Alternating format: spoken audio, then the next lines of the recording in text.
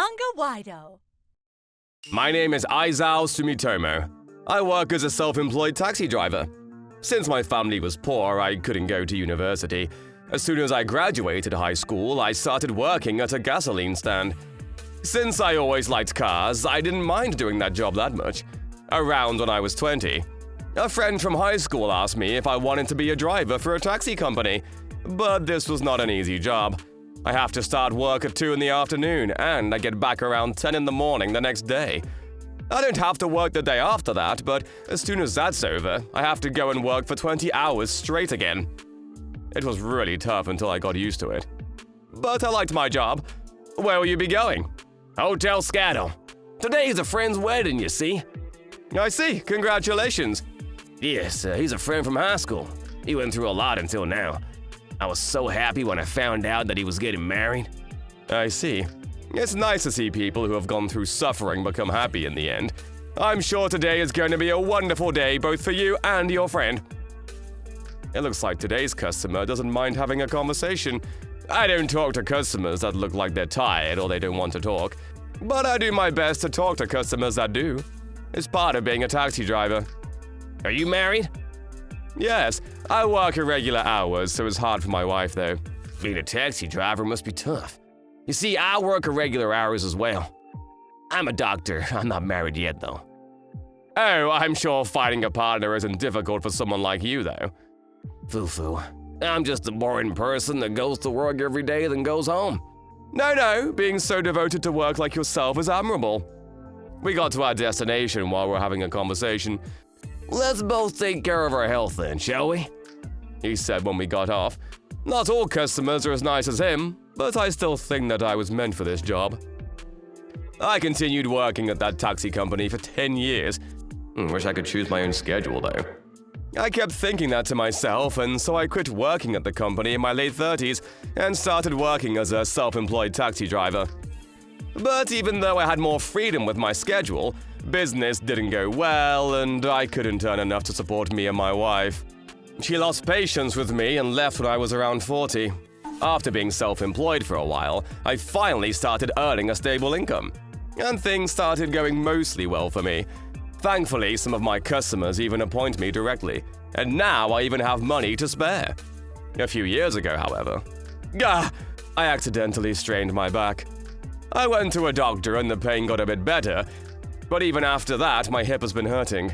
I've been to several clinics, but it's difficult when it gets to this stage.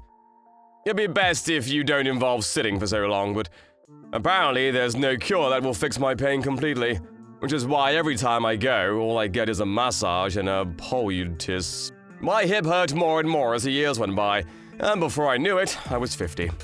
At this rate, I might not be able to drive again. If that happens, I'll have no income. An acquaintance of mine told me about a job involving light-duty work. I would be able to stand while working there, which is apparently better for my hip than driving. If I don't take this opportunity, I might not be able to find a job later on.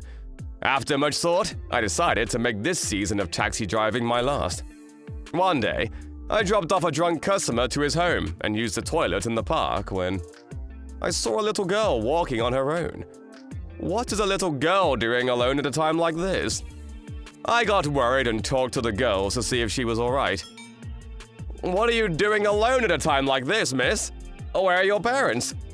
Looking at her closely, I realized that her clothes were tattered and there were cuts on her face. The little girl was wary of me at first, but when she saw my clothes and my taxi… Can you take me somewhere? Sure, no problem. The address the little girl gave me was really far away. She must be in some sort of special circumstances. But I feel like it's best not to try and pry information from her. I thought to myself, it's pretty far, so we'll have to drive until morning. Is that alright? I asked her. The girl just said yes, and so I started heading to the destination. After a while, the girl said something to me. I look like this and was alone during the middle of the night. Aren't you going to ask anything? You want me to ask? Everyone has something that they want to tell others. I'm not going to try and make you talk. But if talking will make you feel better, then I'll be glad to listen. After a moment of thought, the girl started talking about her situation. Her name is Makoto-chan. Makoto-chan's parents got divorced when she was still young, it seems. Her mother took custody of her, and they started living with her mother's new husband. My new dad was nice at first. He'd take me and Mom to all sorts of places. And he'd pat me on the head whenever Mom got mad at me and I started crying. They were a happy family, even though they weren't bound together by blood, it seems. But one day, her new father got fired from his job, and ever since then, all he's done is drink and gamble. He relied on the income Makoto-chan's mother earned working part-time to get by, and whenever he got mad, he let it out on Makoto-chan and her mother. You didn't think of running away? Like to the police or something? Dad always threatened us, saying, "You know what will happen if you guys run away, right?" And Mom told me that she was going to save money so that they could move to a new house, which is why I needed to be a bit more patient. Makoto-chan believed what her mother told her and bared with her father's abuse. But one day her mother left for work and never returned. Apparently, Makoto-chan doesn't know whether she got into an accident or just ran away. Now that her mother was gone, however, Makoto-chan finally gave in. She left the house in the middle of the night while her father was asleep. The address she gave was that of her real father. It seems that not long after her parents got divorced, her real father sent them a letter. But as soon as she read the letter, Mom panicked and called him. Don't contact us again. I have a new husband now, and both me and Makoto-chan are happy with our lives. Do you understand? We're strangers now. Mom got mad and hung up the phone.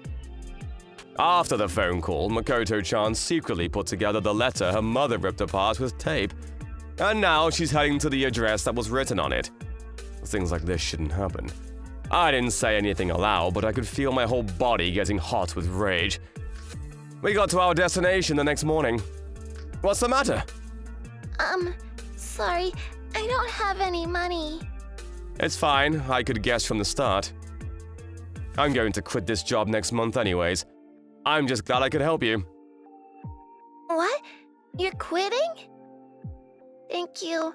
But I'm going to give you the money someday, I promise. It's fine, really. I appreciate the thought, though. It's this house, right? Let's go, I'll go with you. The destination was a house that was pretty big. Considering the time, I wasn't surprised when no one answered the doorbell. Apparently, no one's home. We waited a while in the car, but it didn't look like anyone was going to come home soon. I didn't know what to say to Makoto-chan. Looks like no one's home. Too bad. It's fine. I'll just come again. Yeah, I see. You're strong, Makoto-chan. Can you take me to the nearby police station? All right. What a strong child. If she's determined to decide her own fate for herself, then I don't have the right to stop her. After that, I went to the nearest police station, just like she asked me to, which is where I dropped her off. I'm curious as to what happened to her after that, but I didn't have any of her contact information, so there was nothing I could do. One day I thought of her while I was driving in my taxi. This is where I met Makoto-chan. I tried looking around for her, but not once did I see her after that. But a miracle occurred. It was the final day before I was supposed to retire from being a taxi driver. I was preparing to go to work in the morning when my doorbell rang. I wonder who it is. How strange. Yes? I looked through the door hole and saw a girl in a pretty dress and a well-dressed man standing there. Who might it be? It's me. Do you remember? I think I've seen her before. Wait, could it be? I opened the door. Are you, Makoto-chan? Yeah. How did you find out where I live? This. Apparently, she found my address from the name card I kept in my taxi. Here. I promised I would give it someday. Makoto-chan came all the way here to give me the money she owed. Oh, thanks. I'm glad we could meet again. I almost started crying. My name is Takashi. I'm Makoto-chan's father. I heard what happened from my daughter. Thank you so much for saving Makoto-chan. Don't worry about it. I'm just glad she was able to find you. Thank you. Takase-san is a doctor, and apparently he couldn't go home that day since he had work to do at that hospital. I really don't know how to thank you. You're my daughter's savior after all. No, I just did what anyone else would. After that, Takase-san thanked me so much that I actually got a bit embarrassed. Anyways, I heard from my daughter that you're gonna quit being a taxi driver. Oh, you see, my hip has been hurting for a while now, and it looks like doing work that involves sitting down for long periods of time is impossible now. I want to keep being a taxi driver, but an acquaintance of mine told me about another job I could do that doesn't involve sitting down, so I thought I'd call it quits here. I see, Takase-san said. After thinking for a bit, he told me this. You see, an acquaintance of mine is a specialist who works in a university hospital. What do you say to being treated by him? But I've already been to multiple clinics, and they all said that there was no clear cause. He's a renowned doctor that's treated hip pains no one else could treat. Not only that, but it's a large hospital, so they have the latest equipment. What do you say, Sumitoma-san?